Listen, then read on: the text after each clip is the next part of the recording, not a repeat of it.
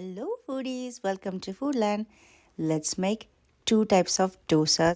Say one dosa is a savory spicy dosa and the second one is the sweet dosa. So let's get started with the recipe and check out the ingredients. Here are the ingredients: 2 cups of rice, 1 tablespoon of fenugreek, 1 cup of urad dal, 1/4 cup of tapioca and 1/4 cup of poha. Wash everything 2 to 3 times until the water runs clear. Soak it for 7 to 8 hours and grind it without water or just a little water, just like this. Keep the dosa batter for fermentation overnight in a warm place. I am keeping it in the oven overnight. Add salt and water in the batter. Heat up the flat skillet and sprinkle some water. Before that, make sure you have this consistency of dosa batter. Spread the little full of dosa batter and spread it just like this. This is my favorite thing to do.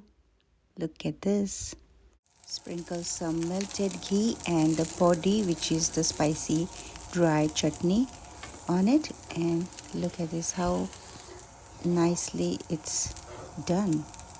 Enjoy this as is while it's nice and crispy, or you can use a side dish as green chutney or red chutney.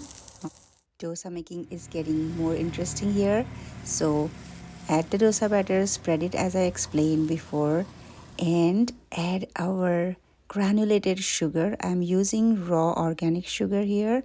I have spread the ghee and 1 tablespoon of sugar, and look at this crispy caramelized sugar dosa is ready. Thank you for watching. See you in the next video. Don't forget to like, share and subscribe to my channel and hit the bell icon. Don't forget to watch more such recipes. I have added the link here. Bye for now.